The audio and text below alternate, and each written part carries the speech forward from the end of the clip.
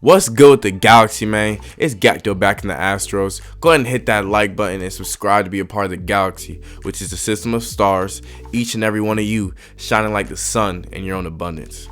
Now, today we're going to talk about the planets in your birth chart, the planets in astrology in this solar system, and how they apply to you.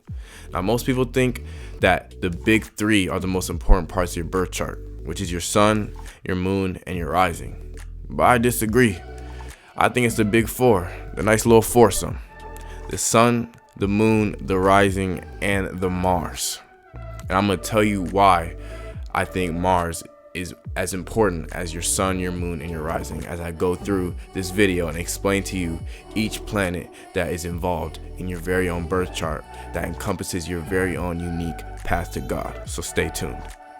Now, your sun represents your soul. It is your life energy. It is the foundation for everything else within your chart. It is what I like to call the bowl of your dish, the plate, the fine china. You feel me? This is the actual piece that you pick that goes, that you lay your food upon, that you lay the rest of your ingredients on. Okay.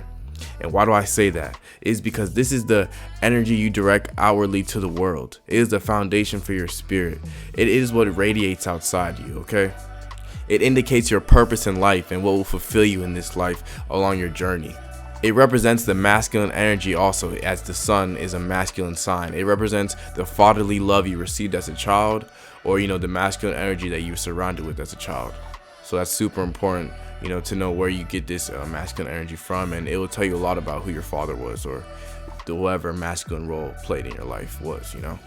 Your sun sign will also tell you how to recharge yourself, as the sun, is self-sustaining and abundant in its own energy. It has to know how to charge itself, and your specific sun sign will show you the way you can charge yourself so you can get back out there into the world, do what you need to do, get done what needs to get done. You feel me?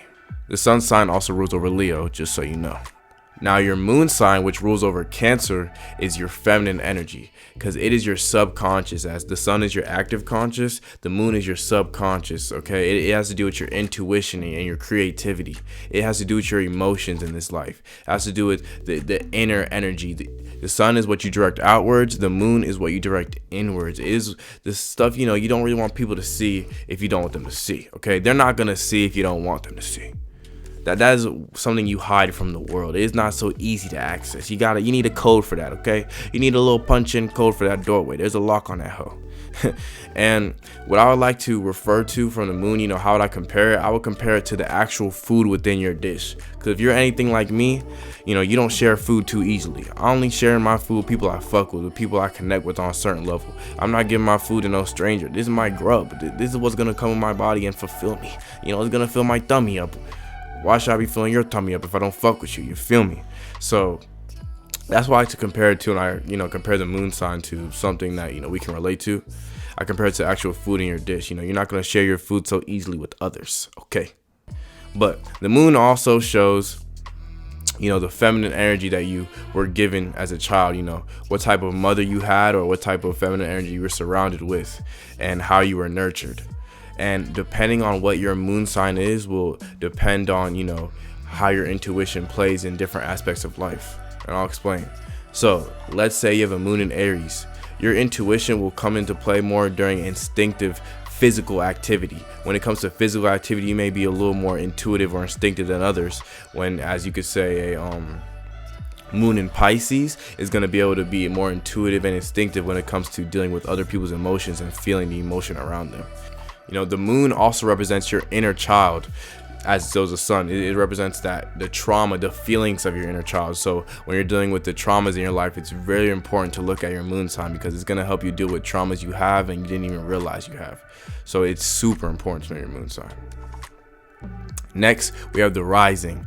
This is what I like to call the first impression, okay? The rising is what people are going to see when they first meet you. Your rising sign is super important because it is very delicate within your chart, and it rules over your whole chart. it rules over your whole chart because it's going to dictate a lot of the experiences you're going to have in this life, because your rising is how the world perceives you and how you perceive the world. And your rising is delicate because it changes every 2 hours. So that's why you need to know the exact birth time, exact date of your birth to know what your rising is. You can't just look at your chart without knowing when you were born and know your rising. That's why you might be confused. Like, I'm looking at my chart and I don't see my rising. What the fuck, Gacto? You cap. I'm not cap. You just don't have the information you need and you're acting ignorant, okay? You need to know the time you were born to put into your birth chart so you can know your rising. If you don't know what time you were born, sheesh. Tough cheese. I don't know what to tell you. It's a little awkward.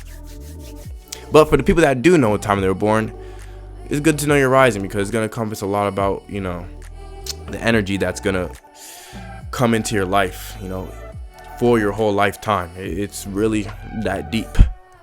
So your rising is also represented as your social mass. So it is how you want others to perceive you in group settings. When you're in a group setting, what's going to come off first is your rising. Your rising also represents your physical traits. So it's going to represent, your physical body type to a certain extent. And I'm serious on that. If you know about risings and you know how they do, guess mine, because mine's pretty obvious. You feel me? Anyways, your Mars sign rules over Aries and is co-ruled by Scorpio, because your Mars sign has to do with physical energy, has to do with intensity, has to do with the intensity you give off into the world. It has to do with doing action. You know what I'm saying? Getting in there, you feel me? Mars is a planet of war along with fertility, and that fertility is shared with Venus as well. But we'll get into that in the next planet. We're focused on Mars right now. Focus up. Stay with me, stay with me, stay with me. Since it is the planet of physical action, it is the planet of passions and desires and how you're going to go after those passion desires. It's going to tell you if you're going to be timid and shy when going for things that you want, or you're going to be more assertive and aggressive going for the things you want, And along with that physical action, what else is physical? Sex. Sheesh. So it's going to tell you how you like your sex, okay? It's also going to tell you the level of your sex drive as well. And that's some real shit, you feel me? I don't need to know your personal shit. Don't put that down in the comments. That's something to talk about within yourself. Don't send me no personal DMs either. Gacto ain't worried about your sex drive, okay? TMI. Mars also shows what intensity you're attracted to in a partner, and the physical and the physicality that you're attracted to in a partner, and things that you go for. That's really important in your Mars when you're looking at a partner. Okay, so a lot of people say Venus has to do with everything with your partner and your love, but Mars also plays a very important part because Mars shows how you're going to seduce the person you're going for and how you would like to be seduced. Your Mars is also going to tell you, your Mars also has to play into your instincts. So it plays on how you animate yourself, how you move your hands around and all that. You feel me? And it also plays into your survival instincts. So let's say you're in a life or death situation where, your survival instincts have to kick in. Your Mars is going to tell you how you're going to handle that. Are you going to weigh out the pros and cons like a Gemini or Libra? Or are you going to go straight into action, like a Leo or an Aries? Or are you going to sit back and slowly just think? Slip back and slowly let it process like an earth sign, like a Taurus or a Virgo. What are you gonna do? What are you gonna do? I don't know. You tell me. Leave in the comments what you do in life or death situation. Let's think of one right now. All right, I got 2 situations for you. What are you gonna do if you're trapped inside the trunk of a car? Okay. What is gonna be your plan of action? I'm seriously curious to know this. Leave this down in the comments what you would do if you were trapped inside the trunk of a car. I'm gonna let y'all know what I would do. Personally, I don't know if y'all have seen the show Psych, but I have. So I'm kicking out the motherfucking tail light. I'm seeing where I'm at. I'm motherfucking sending that text. If I have my phone, I'm gonna send that text the best I can with my hands like this, like that. I'm gonna motherfucking roll out that bitch. I'm gonna run away. Okay, I'm just gonna kick the tail light, see where I'm at. If I can't get out, I'm rolling out that bitch. I'm getting out. But y'all tell me, more detailed plan what you would do in the comments, because I'm seriously curious to know what y'all would do. In those situations, let's say you're being robbed at gunpoint, right? The dude's like, give me your money or blah, blah, blah, blah. What the fuck are you doing? Because I'm already knowing you fire signs are not going for that shit. You water signs might be like, oh, what the fuck? And you motherfucking... and you earth signs are sitting there thinking for a second, like, what? Are you serious right now? I don't even know, bro. Y'all just let me know what you're doing in the comments. Let me know how you're going to handle a gunpoint situation and how you're going to handle getting trapped in a trunk. Now, your Venus rules over Taurus and Libra. Taurus being your more possessional side of Venus, and your Libra being the more intellectual side of Venus. As Libra is an air sign and Taurus is an earth sign, the physical. And Libra is air, intellectual, intellect, thinking. Come on now. If you've seen Avatar: Last Airbender, you should know this. Venus is the planet of love, sex, prosperity, and fertility. So Venus is going to show how really you are compatible with others, who you mesh with and who you don't mesh with based on genuine interest and love, within that other person. Like I said, Mars is going to be more about like real intimacy and passion when it comes to, your love interest and, your love language. But Venus is going to show more of, how you genuinely feel on personality and your love language and interest when you mesh with other people in different friendships. So Venus is going to represent, love, family, and friendship. And it's really just going to show your compatibility with others. It's also going to tell you your personal taste, that being your sensual pleasures. So everything from food all the way to sex. Sheesh. But there's one little thing people don't tell you that you need to know that Venus rules over. It rules over what you want to acquire and hold on to. So that's going to play a lot into your financial stability. It's going to play a lot into your money. It's gonna tell you how easily you make money and how easily you hold on to it and how far you will go to hold on to that money. So Venus is super important when it comes to that, and I'll dive deeper into that in my Venus series. So yeah, stay tuned for that, because I know everyone likes money. If you don't like money, sheesh, I got something else for you. But for the people that do like money, love money, need that money, stay tuned for the Venus series. Now, next we have Mercury, which rules over Virgo, which is the inner communication of self, and Gemini, which is the outer communication of self, because Mercury is the planet of communication, more short-term communication. Mercury is the planet of the mind. Mercury is the planet of how you communicate with people, how you address people, how you're gonna send that text. If you're gonna send that long-ass text complaining and whining, or mad or aggressive, how are you feeling, or if you're gonna send that 1-2 combo punch.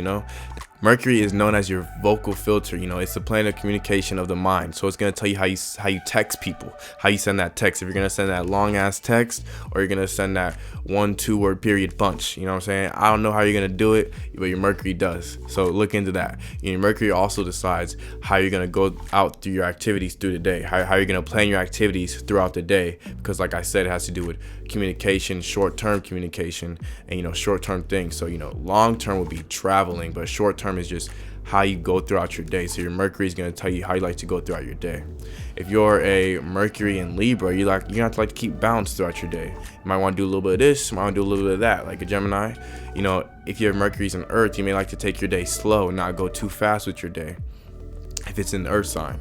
If it's in a fire sign, you may like an intense day, a lot of physical activity, a lot of getting into things, a lot of, a lot of really doing that shit. You feel me? Jupiter rules over Sagittarius, so it's going to rule over your philosophical ideas and long-term traveling needs. And wherever your Jupiter is, it's going to show you how you like to learn in an expansive way and how you like to expand and grow yourself. Jupiter is also the planet of luck, good fortune. So it's going to tell you where you'll be lucky and where you have good fortune in certain aspects of your life based on your sign. So if you're moving outside of your sign placement when it comes to Jupiter aspects, you may have bad luck in your life. You may not know why. That's because you're not moving in alignment within self. That's why it's so important to know your birth chart. And that's why it's so important, that you follow your birth chart and learn yourself. Because if you don't follow yourself, you're not following your own unique path to God. And the universe is not going to be very happy with you. And the universe is going to send you some bad luck, some angry texts, some angry words and messages until you get back on your shit where you're supposed to be. So maybe you should change things up a little and look at your Jupiter, and maybe your life might start growing a little better. Let me know down in the comments if a couple months go by, you actually going through your Jupiter phase and you're actually embracing the sign of your Jupiter and things are going better for you. Your Saturn, which rules over Capricorn, is going to have a lot to do with your discipline and your karma. I know my Capricorns know a lot about discipline because they stay working on that grind. They start hard working, putting work in the kitchen, mixing up the bowl, you feel me? Mixing that shit up. Now, I be mixing that shit up too. I got my own little Gacto sauce, but you can't taste it.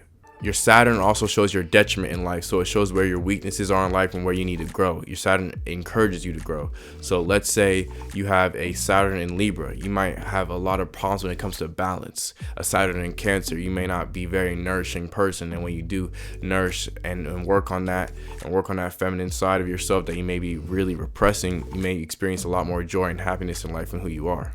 So really look at your Saturn to see who you are and, you know, where your weaknesses lie, so you can really expand on those parts of yourself, and you never know what could happen if you do. Uranus rules over Aquarius and is a generational sign. So if you're born from 1995 to 2003, you are going to be a Uranus in Aquarius. But if you're born 2003 to 2010, because, you know, there's a little bit of months in there, you feel me? Look it up, do your research. But if you're born 2003 to 2010, you're going to be Uranus in Pisces. And Uranus is all about bizarre, rebellion, all about, you know, being different. It's all about your originality, what makes you unique as a person.